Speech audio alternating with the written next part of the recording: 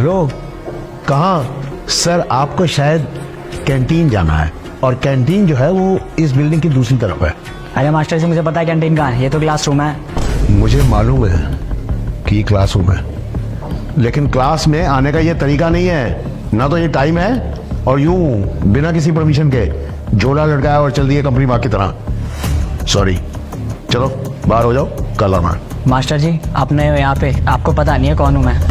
मुझे जानना भी नहीं है कि तुम कौन हो, क्योंकि मैं अच्छी तरह जानता हूं कि ये स्कूल है, मैं टीचर हूं और तुम मेरे स्टूडेंट हो।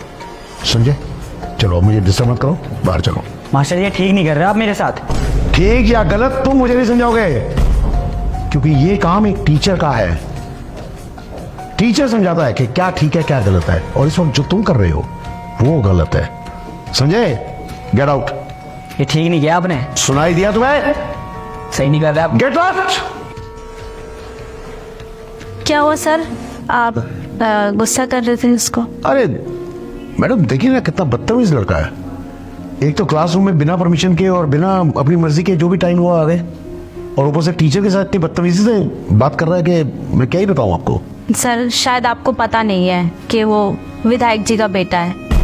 मैडम, मुझे किसी का भी बेटा हो, मुझे सिर्फ इतना पता है कि यहाँ पर वो सिर्फ एक स्टूडेंट है। सर फिर भी आप देख लीजिएगा, आपको कोई परेशानी ना हो जाए। Thank you very much for your concern ma'am, that's so caring of you. Thank you sir. Students, बाकी का कल करते हैं।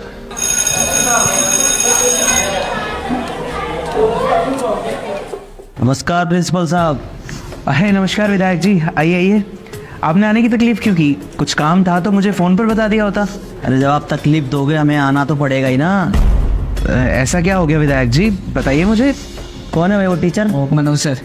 कोई मनोज सर जी हैं क्या आपके यहाँ पे? हाँ जी, अभी न्यू ज्वाइन किया उन्होंने। बताइए क्या दिक्कत हुई? उनको बुलाओ एक बार। आप मुझे बता दीजिए, कोई प्रॉब्लम है तो मैं उन तक पहुँचा दूंगा। नहीं, उनसे ही बात करेंगे। अच्छा ठीक है। मनोज सर को जरा मेरे ऑफिस में भेजना। मैंने बुलाया है, वो आते ही होंगे अभी। सर बुलाया मुझे आपने? हाँ जी सर, प्लीज आइए आइए। ये यहाँ के विधायक जी हैं, आप बैठिए, प्लीज हैव अ सीट। एक मिनट। तो आप हैं मनोज जी, जिन्होंने हमारे बेटे को परेशान किया हुआ है। प्रिंसिपल साहब, मैं आपको एक बार की बात बताता हूँ। जब हम छोटे थे तो एक अध्यापक ने हमें छड़ियों से बहुत मारा। पता है आपको हमारे पिताजी ने क्या किया था? उनको 2 दिन तक हमारे घर के बाहर खड़ा रखा था। और एक आजकल के टीचर है जो हमारे बच्चों को परेशान कर रहे हैं। देखिए, आपको गलतफहमी हुई है। आपको जो बताया गया बिल्कुल गलत बताया गया। एक तो जो मैंने इसके साथ किया वो बहुत बड़ा चढ़ा के बताया गया होगा, आई एम श्योर।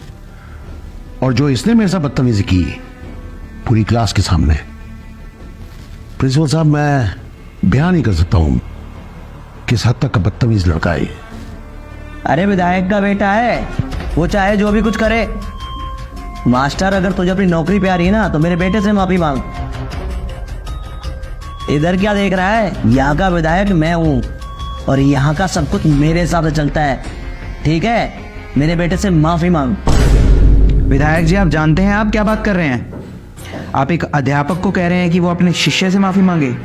आपको शर्म नहीं आ रही ऐसा बोलते हुए? प्रिंसिपल साहब, अरे वो यहाँ के टीचर हैं, अगर उन्होंने अपने स्टूडेंट को डांट दिया है तो कौन सी बड़ी बात हो गई? और आप चाहते हैं कि एक टीचर एक स्टूडेंट से इसलिए माफी मांगे क्योंकि उन्होंने डांट दिया है? अरे अगर एक टीचर अपने स्टूडेंट को नहीं डांटेगा तो कौन डांटेगा? आप बोलिए मत प्रिंसिपल साहब, मैं यहाँ का विधायक हूँ। होंगे आप यहाँ के विधायक, लेकिन इस स्कूल का प्रिंसिपल मैं हूँ। और इस स्कूल में जो कायदे कानून चलते हैं वो मेरे हिसाब से चलेंगे, ना कि आपके। और आप बड़े शौक से अपने पिताजी की कहानी सुना रहे थे ना। अरे अगर आपके पिताजी की जगह उस समय मैं होता ना तो आपके गाल पर 2 तमाचे खींच कर मारता, तो शायद आज ये जो शहर आपके करप्शन के किस्सों से भरा पड़ा है वो ना होता।